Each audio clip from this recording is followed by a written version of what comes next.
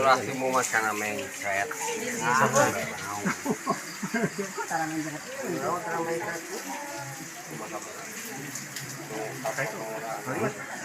Ira.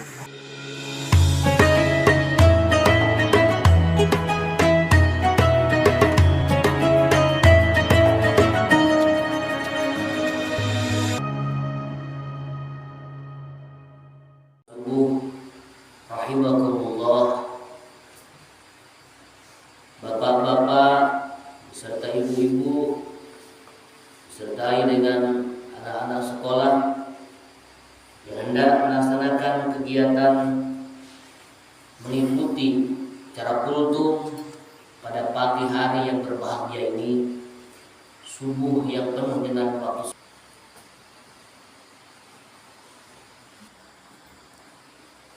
Terdapat dalam hadis sahih yang diriwayatkan Imam Ibnu Majah, Nabi bersabda, rubba shaimin laisa lahu min syiyamihi illa ju' wa rubba qaimin laisa lahu min qiyamihi.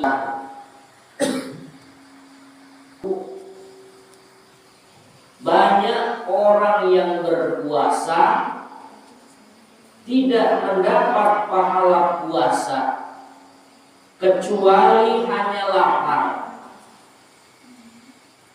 Lahu min syiyamihi illa syahr. Banyak orang yang bangun malam tidak mendapat pahala kecuali hanya bangun malam. Jadi penjelasan daripada hadis ini, banyak orang yang berpuasa akan tetapi puasanya hanya sebatas menahan haus dan lapar, sehingga yang dia dapati hanya haus dan lapar. Dengan puasa tidak menjadikannya lebih baik, lebih soleh, lebih arif dan lebih bijaksana.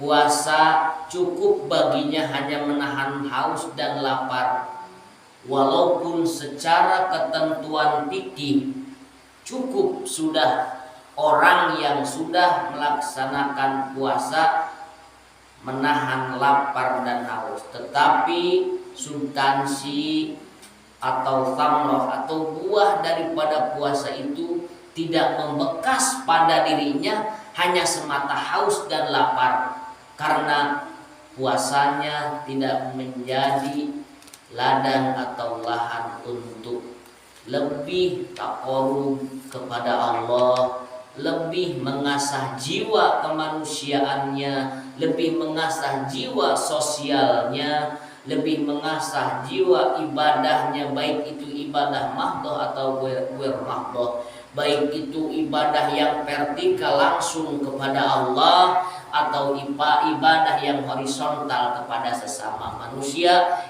baik itu ibadah mahdhah atau ghair mahdhah, keduanya adalah perintah Allah. Jadi hanya sebatas puasanya hanya sebatas menahan haus dan lapar.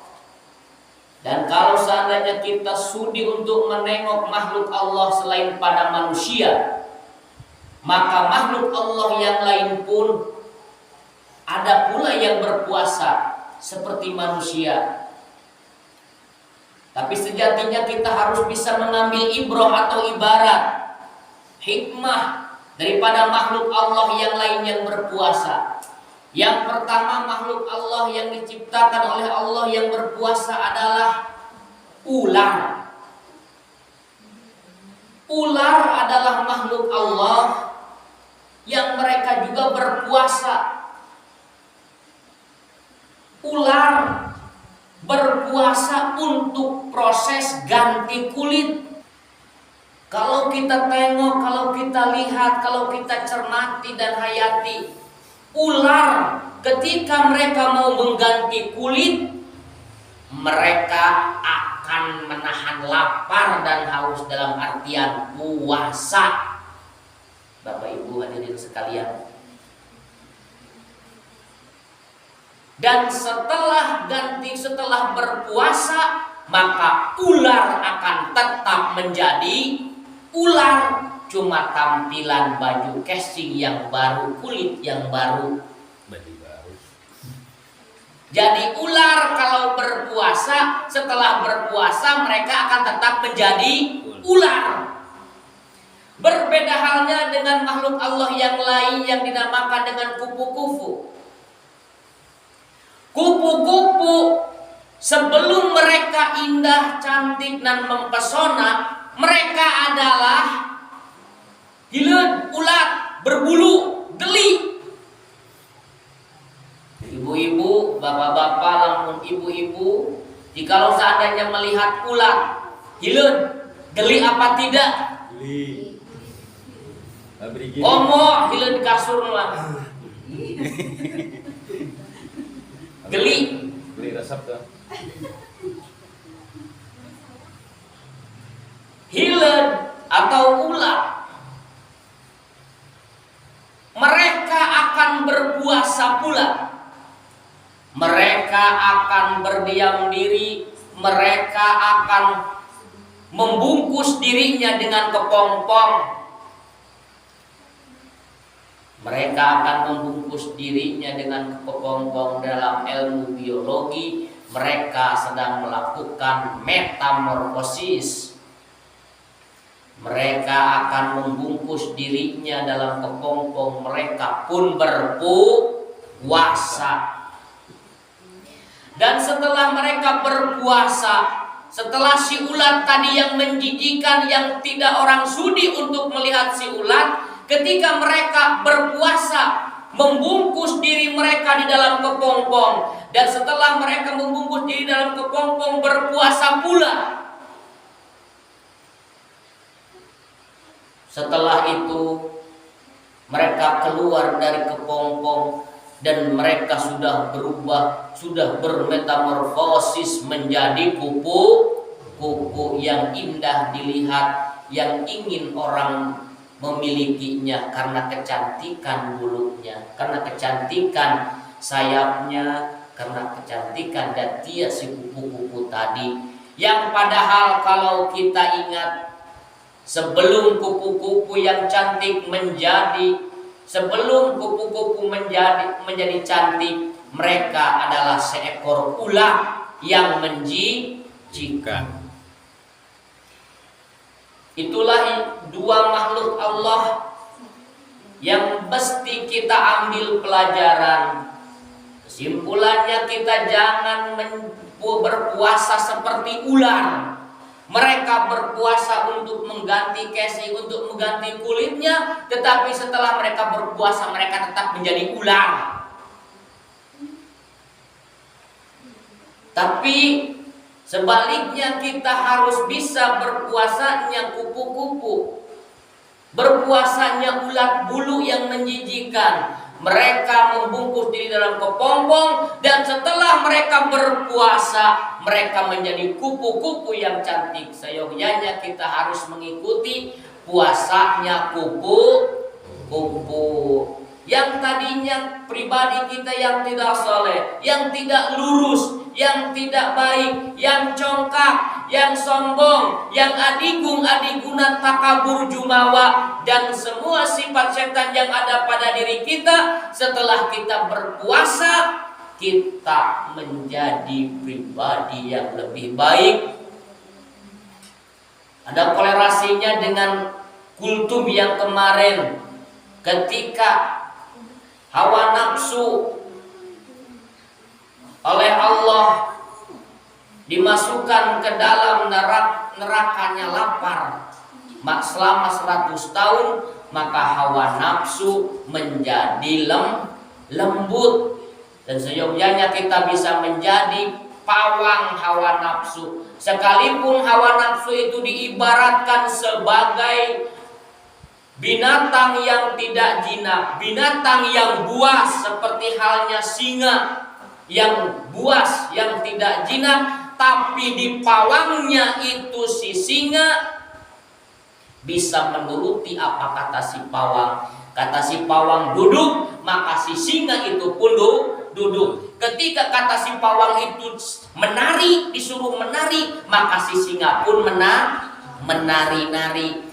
Maka oleh daripada itu kita harus bisa menjadi pawang hawa nafsu. Dan diantara metode untuk merendahkan frekuensi kesombongan hawa nafsu yang ada pada diri kita, diantaranya dengan cara kita menjalankan ibadah puasa. Dan kata Rasul, harus ingat, banyak orang yang berpuasa tetapi mereka hanya di akhir mereka hanya mendapatkan lapar dan haus karena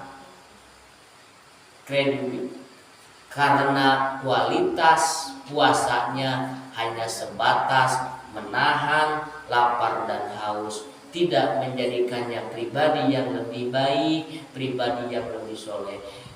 Introspeksi kepada kita sekalian, khusus diri saya yang hakir, diri saya yang dhaif, yang hina. Mari kita tingkatkan nilai kebaikan ibadah, baik itu ibadah yang mahdhah atau yang ghair mahdhah, yang hubungannya langsung kepada Allah vertikal atau hubungannya yang secara sesama kita, hubungan yang ibadah yang horizontal sesama kita. Perbaikilah di bulan Ramadan sehingga setelah Ramadan meninggalkan kita menjadi pribadi yang lebih baik, seperti halnya ulat bulu yang bermetamorfosis menjadi kupu-kupu. Setelah habis Ramadan kita menjadi pribadi yang lebih baik, yang dicintai dan yang mencintai, yang keimanan yang lebih tinggi, yang terus bertambah, terkhusus bagi saya, umum bagi yang mendengarkan. Kebenaran datangnya dari Allah dan kesalahan, kebodohan, kealfaan dari diri saya pribadi. Mohon maaf dalam menyampaikan kultum pada kali ini banyak kekurangan, dan ditutup wallahul muwaffiq ila aqwamit thoriq. Wassalamualaikum warahmatullahi wabarakatuh. Muhammad sallallahu alaihi wasallam, sallallahu ala Muhammad ya Rabbi salli wa sallim. Allahumma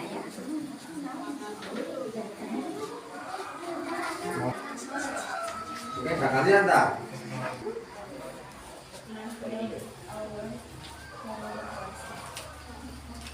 Ketangkep itu